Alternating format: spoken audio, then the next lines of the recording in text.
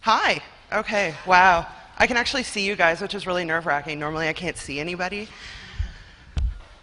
My name is Jodi, and I don't know who I am. I know a lot about me. I know I'm a mom. I know I'm a friend. I know I'm a vocalist. I know that I'm passionate about things. But I don't know who I am yet.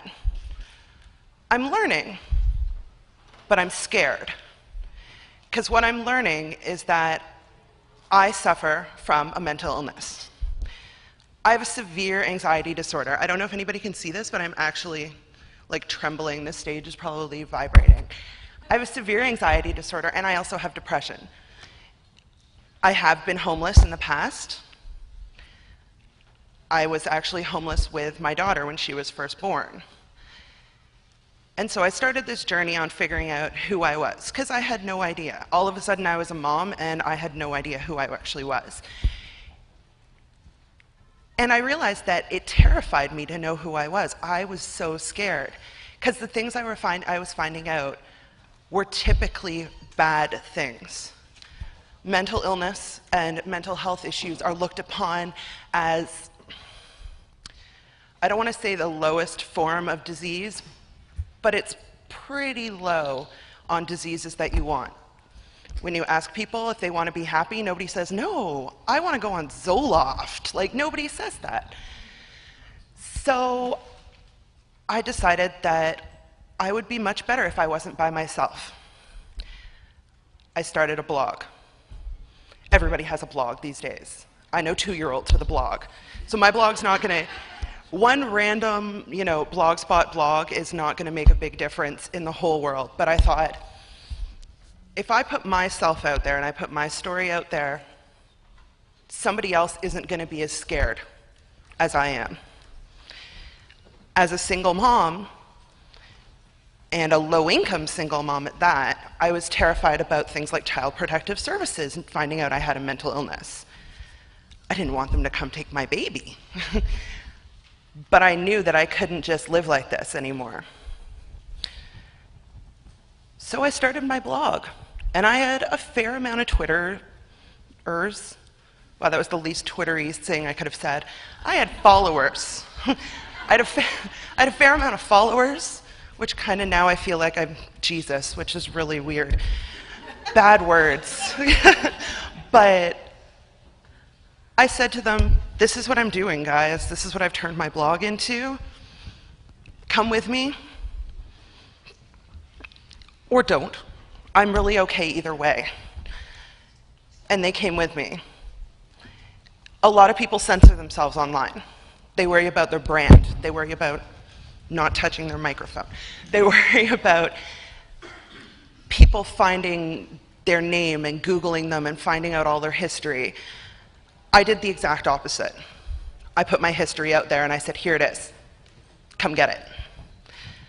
I go through bad days and I go through good days, and I try to share both of these. And I try to let people know that mental health is not as scary as it used to be. Mental health diseases are not something you have to survive. You thrive with a mental health disability because you know that you're crazy already. So who cares? If you already know you're crazy, who cares?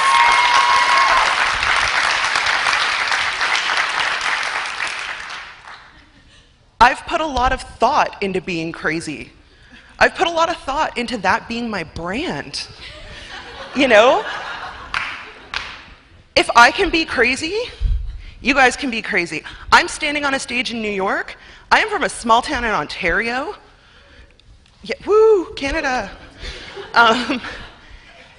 Who was a single mom on welfare. I'm not that person anymore because I exposed who I am.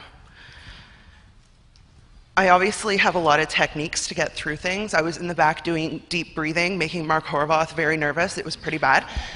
Yeah. Now he's back there going, why did she say my name? You know, I was making jokes, and that's a lot of my life is I make jokes to cover up when I'm nervous or if I'm scared or any of that. And I realized that my life motto needed to be, let it be. Whatever's happening in your life, unless you are physically able to change it, let it be. I use my voice to get a point across as loud as I possibly can. They're not really words of wisdom. Please, God, don't take them as that. But they're my wisdom.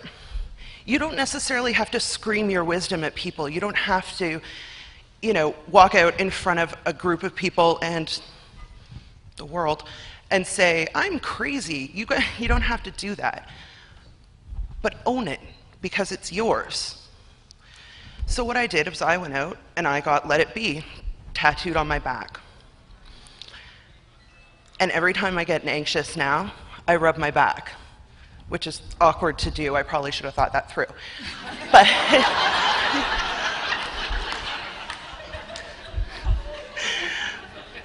But it reminds me to just let it be and let things go. And one of the things I do to let things go is I sing. And quite well. Jeff follows me around Ontario and like finds random karaoke bars for me. Because you know I would. You do. We have been to some of the diviest places. It is Roadhouse, KW. Roadhouse. Yes, so many memories. So I'm going to end by singing a little piece for you guys. Oh wow. And